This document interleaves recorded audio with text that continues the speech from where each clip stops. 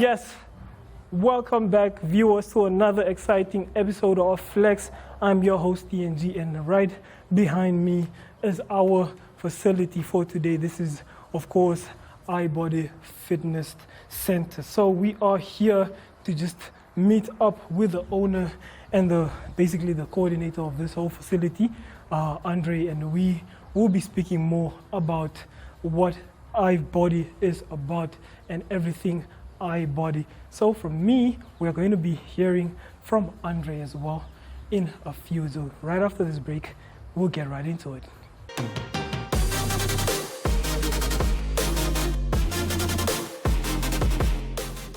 Yes, welcome back to our first segment here. We're joined by Andre, and he's the owner of iBody Fitness. Andre, nice to meet you. How are you doing? Nice to meet you, Gotv. Thank you for having me. Andre here is like I said, the owner of iBody Fitness, and this is basically a fitness center. Like you see it behind us here, looking very wonderful. So tell us a little bit about yourself. Who is Andre? Andre, if I should describe myself, is a fitness and sport enthusiast. So my whole life I've grown up doing sports in school as well. And I've always loved the mental aspect that sport has on you as a person, because you need to go mentally deep sometimes in order to perform. So I've always liked new challenges in my life. And so I firmly believe that sport is a big part and plays a big part in your everyday life as well. And it helps you to realize that when you can accomplish stuff physically, a lot of the times that seems physically impossible and you thought you couldn't do, that you can mentally overcome the obstacles as well. So I really believe that the two has a place together in our society of today. So yeah, so to come back to who I am, I'm definitely someone that really thrives off myself, pushing myself to the limits, and always trying to get other people to be the best version of themselves as well. And that's why iBody Functional Fitness was started in the beginning. So. All right, that's a beautiful, like you guys heard there. It's very important to have sports in your life. It's not only about the physical aspect of it, but also the mental aspect, because it all starts right here. Yeah. So getting into it, so basically what is iBody, or what is iBody Fitness? So iBody Functional Fitness Center, so just to start off where the name comes from, the I is obviously yourself. If you're talking to yourself, I am basically. So I am my body, and that goes back to what I said earlier. If I am happy with my body that I've got, right, mentally it transfers towards everything else you do as well. So I believe that if you're unfit, unhealthy, and you feel you can't properly do things without hurting yourself, it's got a negative impact on the rest of your life as well. So I believe that I am my body, and here we try and work on our bodies as much as possible so that we can be a better human in the world out there and the best version of ourselves. So that's basically where the name came from. So iBody is a functional fitness facility, like it says in the name as well. So functional fitness being where we work different muscle groups together so that we can better equip for daily activities and tasks that we need to do. So that we can be functional outside with our daily tasks. So I don't know how many times you guys heard previously in the past people just going out to play paddle, or they run a 50 meter, or they pick up something heavy and they strain themselves. So this is our goal here, is to get people to be well-rounded, to do everyday tasks without hurting yourself or without being it too much of an effort. Right. So that is what we incorporate here at iBody. So I see that it's basically just a facility to help people actually just have themselves fit, have themselves working without actually 100%. Putting in too much pressure to their bodies that also could result in them hurting themselves. Exactly. And okay, so when was it established? When was iBody established? 2020. We are 2020. We started. Actually, I've got a partner in the business as well, and she's a big fitness enthusiast as well. Alright. I always say she's the brains and I'm the brawn. But anyway, she knows how to lay out stuff and does the paperwork, if I can put it that way, side of things. But she's also got a big love for fitness. So she's also very involved here with us. So yeah, we just said 2020, we want to start something of our own. The thing is, we are out, we both live here on Finkenstein, and Finkenstein is about 20 kilometers drive from Windhoek to here. So we wanted something that's accessible for the people around living on the Finkenstein area, so that they can come and join us here. So for a lot of people, if they come from work at 5 o'clock, they go to a training facility at 6 o'clock, they only finish at 7 o'clock, and then they get home at 8 o'clock only.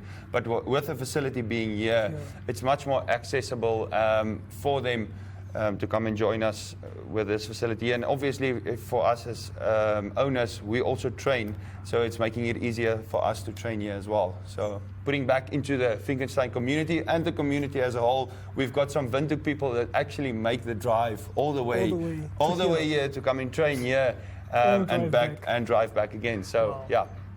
There is some commitment and determination. Yeah, and so basically, you guys starting this in 2020, and that I believe was the year of COVID, the pandemic. So how did you guys navigate all around that and everything that was happening, the changes that were going on, having to be in lockdown, and how did you guys actually So our advantage, if I can put it in that time, there was a limit of not 10 people being more than 10 people in a gathering. So we were lucky with that. So how we work here is we've got dedicated classes. So we've got a 5 to 6 a.m. morning class, and then we've got a 5 to 6 p.m. and a 6 to 7 p.m. class. So you book on the app. There's only 7 to 9 slots available, depending on what the workout will be for the day. So and our space that we've got on the inside here. And we never had to go past that 10 people within one area within the COVID period. And it actually worked well for us, because a lot of people, they were sitting at homes, they didn't know what to do with themselves, and the gyms, most of the gyms were closed. So we had a bit of an advantage in that time. So I think the opening was actually perfect for us in that period. So yeah, definitely, and the people around you could still come train, because you didn't have to go into town for that. Yeah. Okay. So you mentioned something about an app. Tell us a little bit more about it. So the app is an Gotv app. It's not something that we developed ourselves. Okay. It's a company, I think they're South African based. So you've got your app on your phone, so you can see exactly what the workout will be for the day. You can see who's booked with you in the class for that day. You can see the available spots for the day. And also what's nice about the app is it's a good app to track your fitness. So whenever we've got something on the board, I'm using an example like, let's say we've got deadlift for the day, you can log your deadlift weight that you've done for the day, and next time when we program deadlifts, you've got something, a base to work off of. I always say strive to be better than yourself yesterday. And then you can try and work to be better at that movement. Let's say last time you didn't have good movement quality. This time we can focus on better movement quality with the same weight and see if it transfers better. Okay. So I know you said you established it in this area, and it also helps people in this area. But the main question is, why mainly this area? So I believe this is your establishment. This is also your residence. So why exactly this area that you chose to have this establishment? So exactly this area is just the fact that we live here. Okay. So it's more accessible for us. So for me and my family, it works out better as well to be present and close to my home and not have to drive in and out of Windhoek the whole time. to get to my training. So yeah, and that transferred over to obviously having the facility and wanting the community to come and join us as well. So that's exactly why Finkenstein, like I said earlier, is 20 kilometers drive from Windhoek. So yeah. Windhoek, yes. Yeah. Okay, so basically with our last question for Andre here is, when it comes to your memberships, how do people get into it? How do they sign up? Where do they go? What? Okay. Yeah. So first of all, we have got a Facebook page if someone wants to get in touch with us there as well. And we do have email address as well, ibodytransform@gmail.com. So, and then we've got a membership form that you need to fill out for us. And then as soon as that's filled out and sent back to us, we load you onto the app. You can book your classes and do your thing from there. So, and yeah, we've got a fixed membership. You can come and train once a week or 1 to 5 times a week. So our membership is $650 a month. And like I said, it's your choice. You can either come and train 3 times a week or 5 times a week. So we are open Mondays to Fridays then, yeah. Okay, Yeah. There you have it, guys. You've heard it. So you just talk to the people, email them, reach out on Facebook, and then you can have your membership. You start $650 that you heard. So it's a matter of whether you're gonna get value for your money or you're going to be lazy and stay at home. And then yes. So we're going to get back into our next segment where we're just gonna find out a bit more from Andre, how his fitness routines are and everything that it comes to the gym, basically when it comes to working out and everything physique. So we'll be right back after this break, so stay tuned.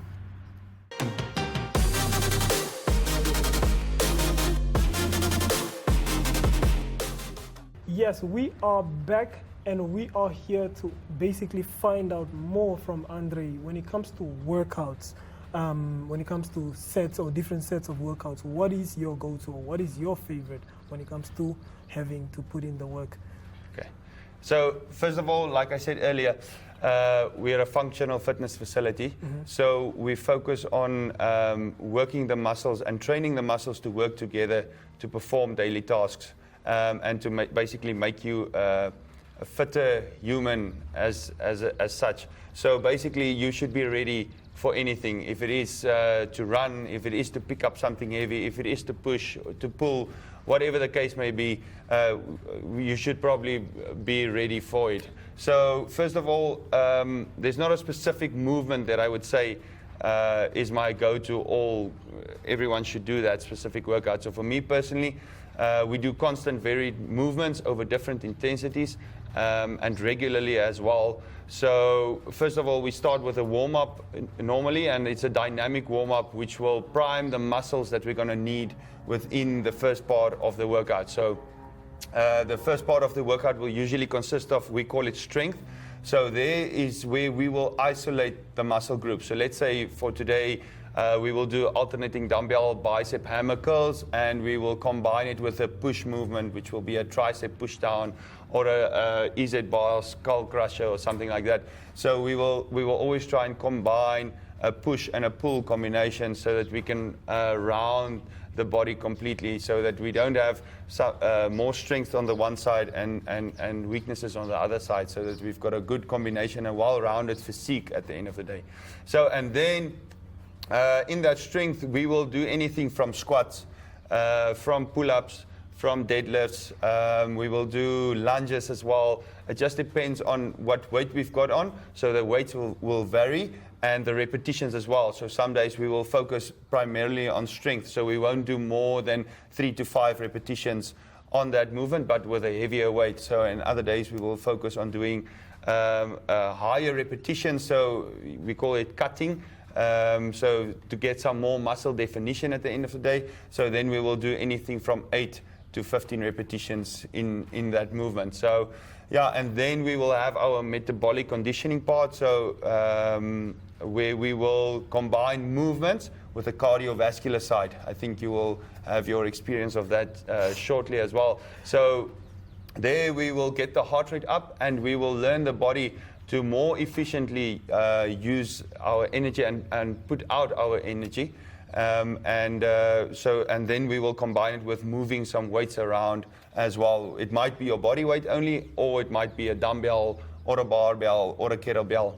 Okay, so, and then every second day we will do something that is focused on the core. So most of our movements that we do already in the Metcons will be core focused as well, but this will be zoning in on the core. So usually 5 to 6 minutes, just a nice quick burner for those abs that we ended off with. And then the cool down period, which we will stretch the muscles as well when we are done with the workout. So it pretty seems like we have the whole buffet of fitness that we 100%, have right here. So 100%. like he mentioned, you don't really get to repeat exercises or certain movements, or just basically having into a set that you get to repeat. So it comes after a very long time that you get to the same thing. Yeah. Right? So he also mentioned having to let every muscle rest before you put extra pressure on it. So yes, that's a very beautiful way to have your fitness aligned when it comes to everything that it has to do with keeping in shape. So you have to spread out the body, spread out the work towards the whole body basically. So we'll be moving on to our next question. So basically, what are the best exercises for upper body? Okay, so in my opinion, I would definitely say a dumbbell chest press. So what's nice about dumbbell in regard to the barbell bench press is the dumbbell uses a lot more stabilizers to press the weight in front of you. Okay. So that definitely, a shoulder press as well. Your seated dumbbell shoulder press is a very good movement to grow the muscles and the traps as well, or the shoulders, if I can put it that way, and the traps. So, and then a bent over barbell row. I love a bent over barbell row because it incorporates the midline as well, and the pulling action that it transfers towards your upper back is very, very good to get a strong upper back at the end of the day. And I believe that if you've got a strong back, right, anything that you need to pick up from the ground or anything that you need to move around, you've got the back muscles that protects the body. So definitely, upper body, there's not just one specific. If you want to work the biceps, obviously the dumbbell bicep hammer curl is one of my favorite go-to movements to do. And then for triceps, a banded tricep pushdown is awesome. And if you've got a cable machine, the tricep pushdowns is also very, very good to work the tricep area. So, yeah. So, and then when it comes to our lower body, because a lot of people like to skip leg day, a lot of people do not love it at all. It's not their favorite. So what do you think is the best when it comes to lower body? Definitely, there's nothing, in my opinion, that beats squats. Squats, I prefer, honestly, even over upper body movements, because I believe that squats stabilizes your midline. It really gets the heart rate up as well most of the times, so it helps with the fitness aspect.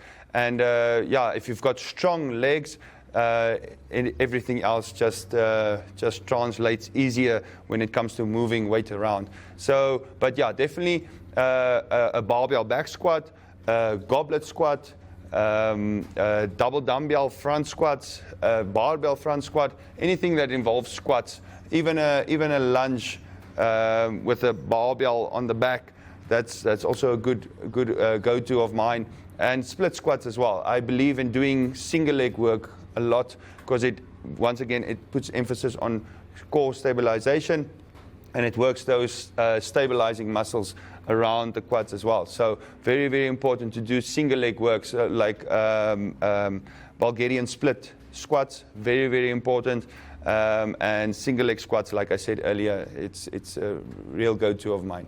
Okay, so you heard it right there. So I'm also getting to learn a few that I haven't actually known, like Bulgarian squat. Splits. It's Bulgarian split squat. Oh, yeah. Bulgarian split squats. I haven't much heard of it or not familiar with it, but I'm pretty much more than welcome to learn what it is. So when it comes to cardio, what do we have? When it comes to cardio, what is your favorite? What is your go-to? What do you think is the best for cardio?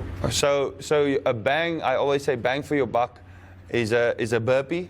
and a wall ball. So a burpee, once again, it's basically you go and lie down on the ground and you get back up from the ground. It sounds simple, straightforward, but it gets the heart rate up.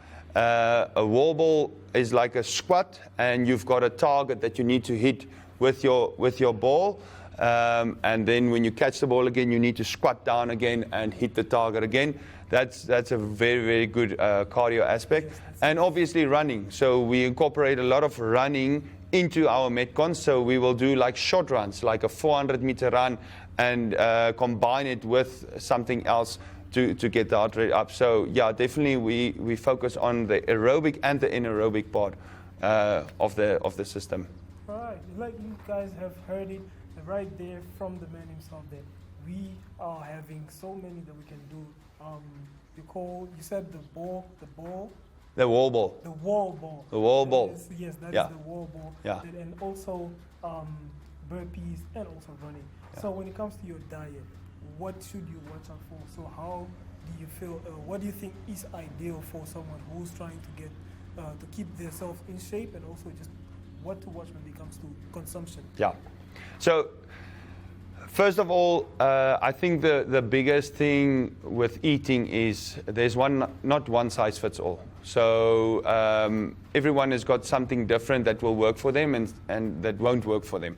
So, but in general, first of all, make sure that it's what you eat, but it's when you eat it as well. So I'm a firm believer. For me personally, I do intermittent fasting every single day. So meaning that I make sure that I finish eating 7 p.m. the previous night, and my first meal will only be the next day at 11 a.m.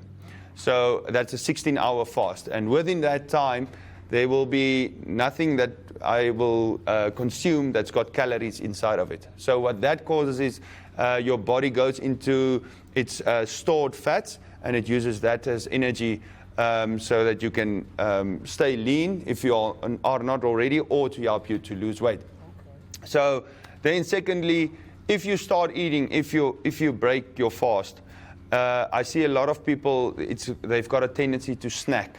Okay. So snacks is a very big evil if you want to be someone that tries and loses weight. Okay, so the thing with that is, once again, your body never goes into that state where it uses its stored energy, or it stores fat as energy.